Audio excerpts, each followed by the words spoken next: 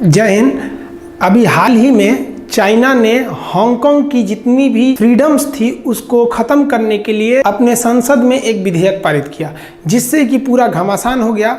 Donald Trump ने भी खुलकर ट्रेड वार की शुरुआत कर दिया। तो समझते हैं हम लोग ये आखिर हांगकांग के साथ विवाद क्या चल रहा है। लेकिन यह विवाद काफ़ी पुराना है। चलिए इसमें हम आपको A to Z चीज़ें बताते हैं कि आखिर ये हांगकांग की क्या पोजीशन है और इसके लिए भारत को क्या बेनिफिट या क्या लॉस होगा, और यूएई कैसे इतना डेवलप हो गया, यूएई और हांगकांग में क्या कनेक्शन है यूएई के डेवलपमेंट में।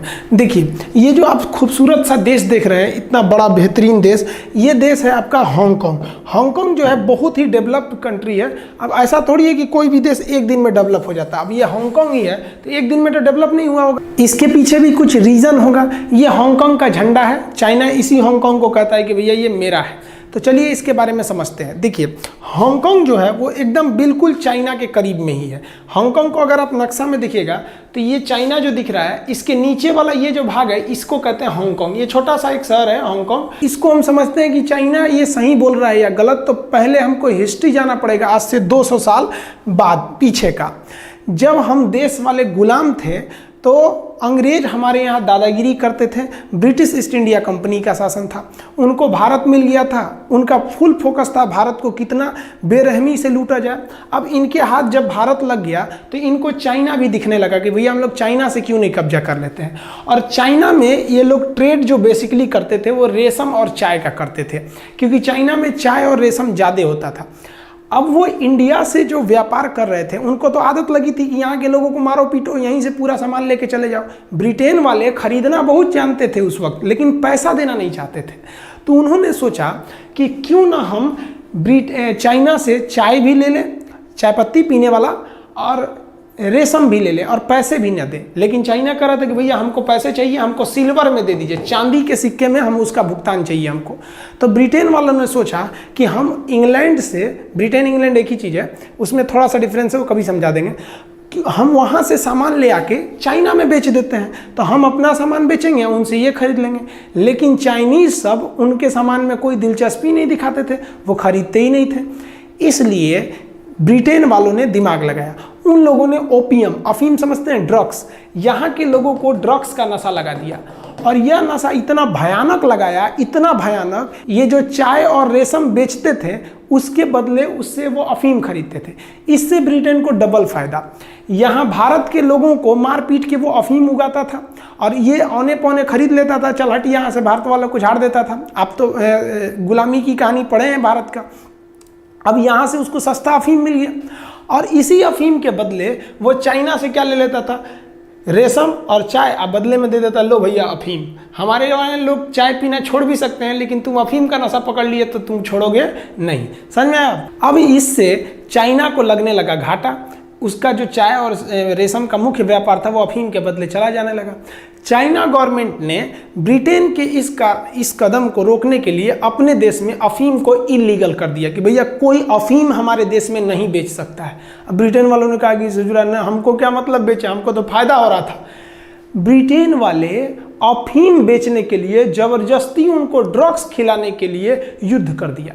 इस युद्ध को कहते हैं अफीम युद्ध या ओपियम युद्ध। ये दो बार अफीम युद्ध हुआ था। पहला अफीम युद्ध 1839 से 1840 के बीच हुआ। इस अफीम युद्ध में चाइना हार गया और ब्रिटेन ने चाइना का एक नीचे का एरिया कब्जा कर लिया, जिसे हम लोग आज भी हांगकांग कहते हैं। और ये इसी रास्ते वह अफीम को चाइना में बेचने लगा, इलीगली बेचने लगा वहाँ से। समझे? चाइना फिर इसका अपोज किया तो दोबारा इन लोगों ने अफीम युद्ध किया। सेकेंड ओपियम वार यानी द्वितीय अफीम युद्ध 1856 से 1860 के बीच हुआ। इसमें ये लोग हांगकांग के और भी एरिया को कब्जा कर लिया। इसके बाद चाइना और ब्रिटेन के बीच तनाव बढ़ने लगा। ब्रिटेन को केवल दिलचस्पी चाइना के अफीम से थी। धीरे धीरे चाइना इंग्लैंड का बहुत विरोध करने लगा इस हांगकांग को लेकर। तो ब्रिटेन ने हांगकांग को भाड़ा पे ले लिया, जिसे हम लोग कहते हैं लीज पे। कहा कि चल भैया हम तुमको इसका किराया दे देंगे इसका, क्योंकि उसको देख रहा था कि भैया किराया कितना लेगा, वो भी 1800 ईस्वी में, तो उसमें किराया कितना लगता था और अफीम से उसको बहुत प्रॉफिट था। तो उसने इसका किराया देने लगा। एक लीगल किराया को हम कहते हैं लीज। तो हांगकांग को इसने लीज पर ले लिया 99 साल के लिए। कब ये लीज चालू किया था? 1898। तो आप कहिएगा कि सर 1856 से 60 के बीच द्वितीय अफीम युद्ध खत्म हो गया तब। तो देखिए 60 से 98 के बीच ब्रिटेन और चाइना के बीच में तू मैं होते थे। इसी को सुलझाने के लिए ब्रिटेन ने 99 साल का लीज लिया 1898 में। अब यह 99 साल का लीज खत्म हुआ 1997 में। 1997 में लीज खत्म हुआ तो ब्रिटेन को यहाँ से जाना पड़ेगा, और जब ब्रिटेन यहाँ से जाएंगे तो ये ऑटोमेटिक किसका हो जाएगा? चाइना का। अब यहाँ समस्या समझिए क्या हुआ। ब्रिटेन जो यहाँ 99 साल रह गया था, तो ये जो है आपका हांगकांग, ये मुख्य समुद्री मार्ग पर है, यहाँ से बहुत ज़्यादा व्यापार होते हैं, जिस वजह से ये बहुत ही डेवलप हो गया। पूरी दुनिया की ज़्यादातर कंपनियां यहाँ पे अपना व्यापार करने लगी थी। अब इन कंपनियों ने कहा कि भैया ब्रिटेन आप भाग जाइएगा यहाँ से तो चाइना हमको कब्जा कर लेगा, आप हमारे लिए कुछ करिए। तो ब्रिटेन ने कहा कि ठीक है, हम 97 में जो लीज खत्म होगा उसके लिए तुम्हारे लिए कुछ करेंगे। तो इन्होंने चाइना से एक समझौता किया। समझौता ये कि आप नियम बनाइए कि आपके एक देश में 2 कानून रहेगा, मतलब 1 नेशन 2 रूल, उसी को कहते हैं 1 कंट्री 2 लॉस। जैसे भारत में था जम्मू कश्मीर के लिए अलग कानून और भारत के लिए अलग कानून, उसी तरह से चाइना के लिए ये है, सेम टू सेम। अब ब्रिटेन ने कहा कि आप ये कानून 50 साल तक रखिएगा, 50 साल के बाद आपको जो मन करना हांगकांग के साथ करिएगा, कोई दिक्कत नहीं है। अब इसमें ब्रिटेन ने कंपनियों को कहा कि भैया 50 साल में तुम लोग अपना अपना रास्ता देख लेना। तो कई कंपनियों को ऐसा लगा कि जैसे ही 1997 में ब्रिटेन यहाँ से जाएगा तुरंत चाइना कब्जा कर लेगा, क्योंकि चाइना का वादा उतना ही चलता है जितना चाइना की सामानें चलती हैं। तो बहुत सी कंपनियां तो 1997 में ही भाग गई। तो पहले हम ये समझते हैं उन कंपनियों का क्या हुआ जो 1997 में ही भाग गई थी, यानी उसी के लगभग भाग के चली गई थी। उसके बाद हम मेन इशू पर आएंगे। देखिए, जो कंपनियां यहाँ से भागी, अब वो जगह खोज रही थी कि हम कहाँ जाए भैया, हमको कोई ना कोई क्या चाहिए, जगह चाहिए जहाँ हम अपना इस्टेब्लिश कर सकें। तो ये कंपनी भाग कर आ गई यूएई में, यूनाइटेड अरब अमीरात। देखिए, ये हांगकांग से भागी कंपनियां और ये यहाँ से सीधे चली गई यूएई में। यूएई ने कहा कि देखो भैया, हम भी समुद्र के किनारे हैं और हम भी मुख्य समुद्री मार्ग के किनारे हैं, हम भी हर सुख सुविधाएं तुमको देंगे जो हांगकांग में दिया जा रहा था ब्रिटेन के द्वारा। भागाओ तुम लोग, नहीं तो चाइना कब्जा कर लेगा। सारी कंपनियां कहाँ भाग गई? यूएई में भाग गई। और यूएई का कितना डेवलपमेंट हुआ आप अंदाजा नहीं लगा सकते हैं। जब कंपनियां यहाँ से गई यूएई में, तो यूएई का हाल अब अभी देखिए, ये है यूएई आपका दुबई 1990 का। इस 1990 के यूएई में आपको केवल रेगिस्तान दिखाई देगा। और वो कंपनियां जब यूएई में भागी थी, तो अभी देखिए 2015 का दुबई, ये 2015 का दुबई, आप अंदाजा नहीं लगा सकते कितना ज़्यादा डेवलप हो गया। ये एक तरह का दुनिया के लिए एक आइकन बन गया है डेवलपमेंट का यूएई, समझ में आया? तो जो 1997 में कंपनियां भाग गई थी, तो ये तो भैया जाके यूएई में सेट हो गई। अब वे कंपनियां जो भाग के नहीं गई थी बल्कि वहीं रह गई, उनके साथ भी कोई दिक्कत नहीं था। शुरुआत में चाइना हांगकांग के साथ कोई दिक्कत नहीं करता था। चाइना में अभिव्यक्ति की स्वतंत्रता नहीं है, आप कुछ भी बोल नहीं सकते हैं, सरकार के खिलाफ नहीं जा सकते हैं, प्रदर्शन नहीं कर सकते हैं। जबकि यहाँ पर हर एक चीज़ था, यहाँ पे लोकतंत्र था, यहाँ हांगकांग में फ्रीडम ऑफ स्पीच था, सब कुछ था। धीरे धीरे चाइना सोचने लगा कि इसके फ्रीडम को ख़त्म किया जाए। तो जितने वेस्टर्न कंट्री थे वो हांगकांग को बचाने के लिए हांगकांग को कुछ स्पेशल रिबेट देने लगे। जैसे आप मान के चलिए यूएसए को ये टैक्स में कमी कर दिया, कहा कि हम चाइना से जो सामान मंगाएंगे ना उसको थोड़ा सा ज़्यादा टैक्स लेंगे और हांगकांग के लिए टैक्स कम लेंगे। ये हांगकांग को भी फायदा था ताकि हांगकांग की आइडेंटिटी बरकरार रहे। आप ओलंपिक में भी देखिएगा हांगकांग अपनी टीम लेके जाता है। चाइना मिसयूज करने लगा इस कानून का, वो अपना सामान हांगकांग में भेज देता था और हांगकांग से फिर अमेरिका भेज देता था, टैक्स बच जाता था उसका। अमेरिका इसको जानता था, लेकिन क्या करे, अमेरिका नहीं चाहता था कि हांगकांग चाइना का अंग बने, लेकिन हांगकांग को तो चाइना का अंग बनना ही था। रीजन क्या है, जो 1898 में लीज हुआ था वो तो 1997 में ये लीज खत्म हो गया, क्योंकि ये लीज 99 साल का ही था। इसके बाद जो इसको दिया गया हांगकांग को, तो कहा गया कि भाई चाइना 50 साल तक कोई भी चेंजिंग नहीं कर सकता है हांगकांग के नियम में, 50 साल तक। अब ये 50 साल जो है वो 2047 में ख़त्म हो जाएगा, क्योंकि 1997 में ये चाइना को दिया था और कहा था कि 50 साल तक आप चेंज नहीं करिएगा, तो 2047 में ख़त्म होगा। चाइना अब क्या सोच रहा है, चाइना जान रहा है कि कानूनी तौर पर 2047 में तो हमारा होगा ही होगा ये हांगकांग।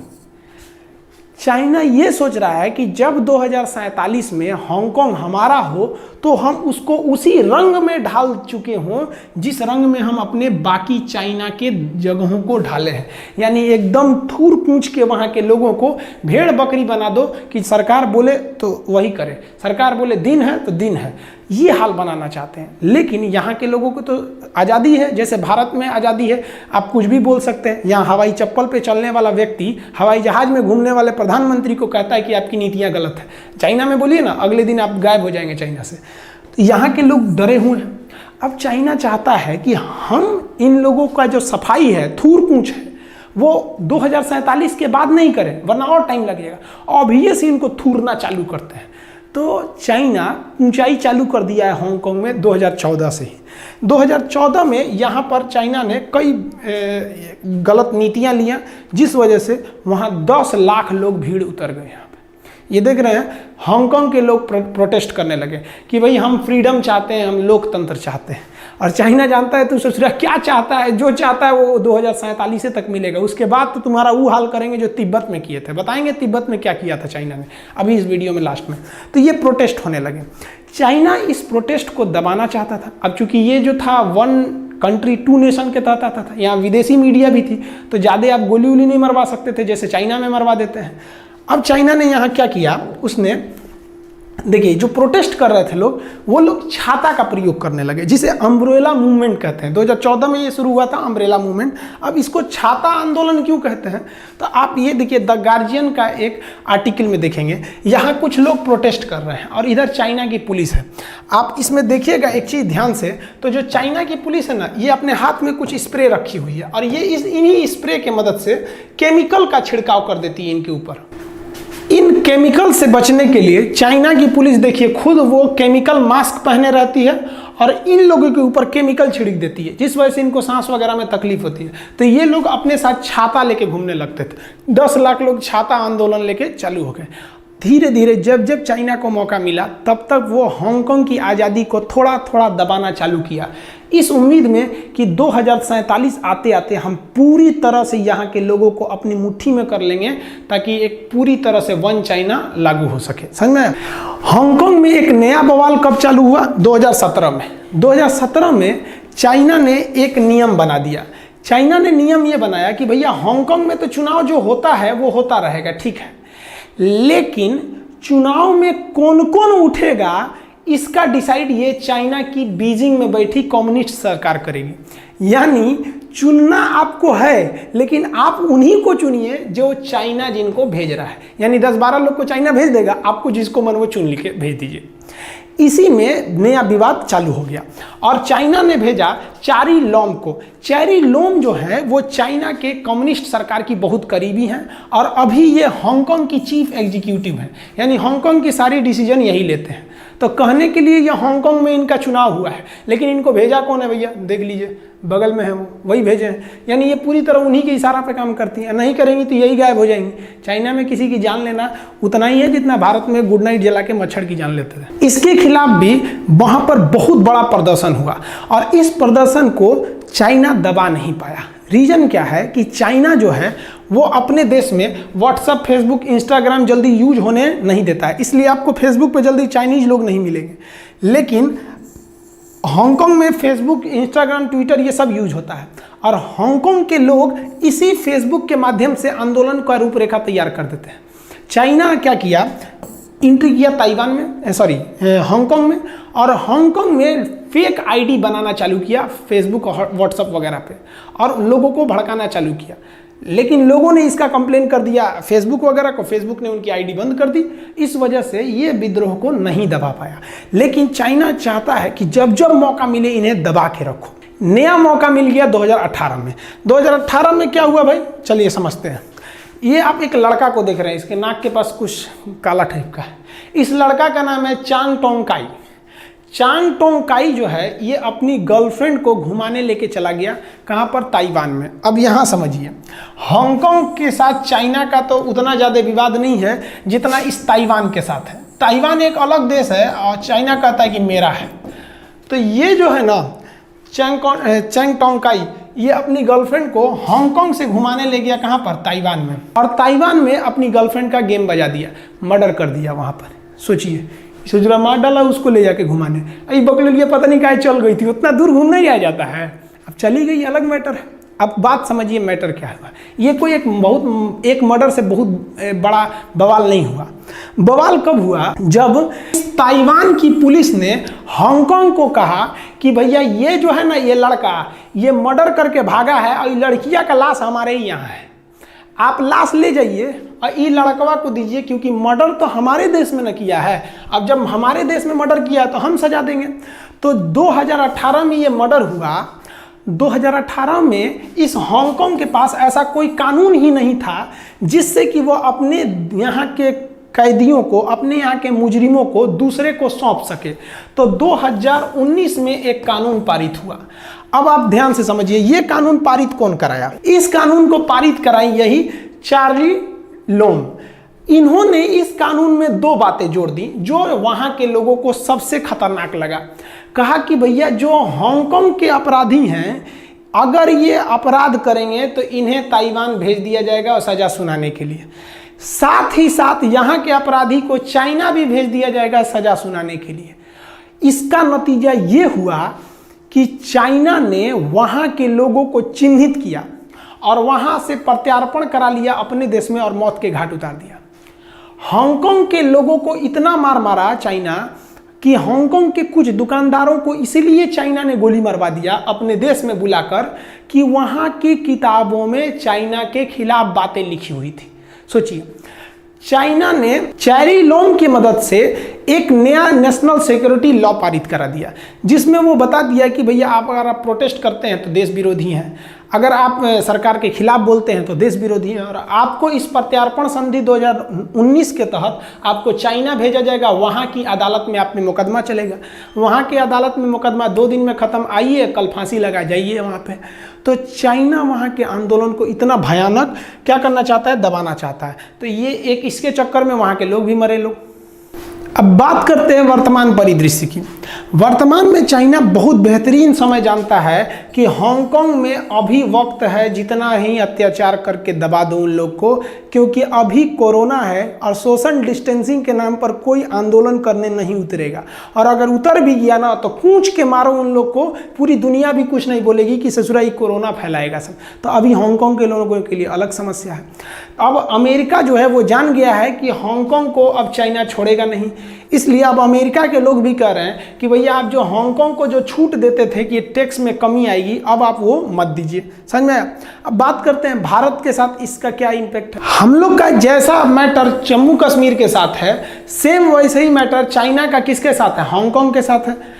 भारत सरकार ने भी 370 में जो संशोधन किया उसका पूरा ब्रीफिंग चाइना को दिया था कि भैया आप बीच में हस्तक्षेप मत कीजिएगा, ये मैटर है। तो चाइना ने भी भारत को इन्फॉर्म कर दिया कि देखिए आप जो 370 हटाएं तो हम कुछ नहीं बोले, तो हम भी यहाँ पे इसके जो दिए गए स्पेशल राइट्स हैं हम उसको हटा रहे हैं, तो आप भी कुछ मत बोलिएगा।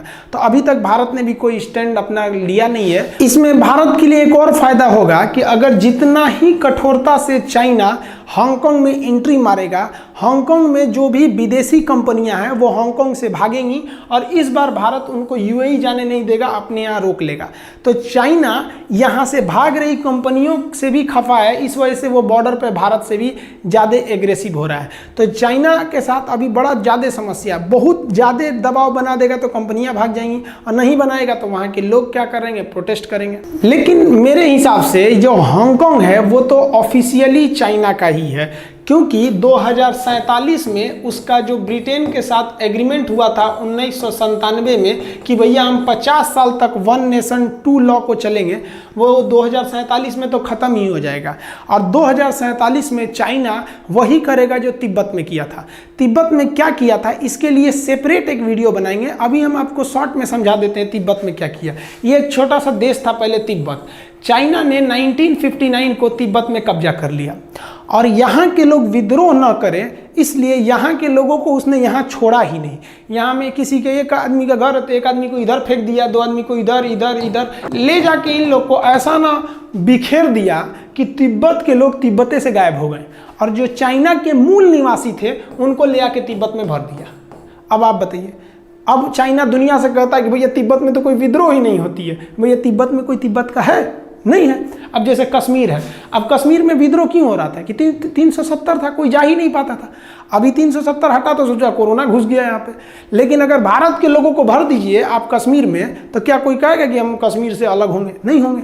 यही काम करेगा चाइना। कहाँ कब? 2047 में हांगकांग में के लोगों को इधर उधर भगा देगा, क्योंकि वहाँ पे 2047 में तो पूरी तरह कम्युनिस्ट नियम आ जाएगा, मार लात जूता देके भगा देगा, कोई उस समय फ्रीडम ऑफ स्पीच नहीं रहेगा।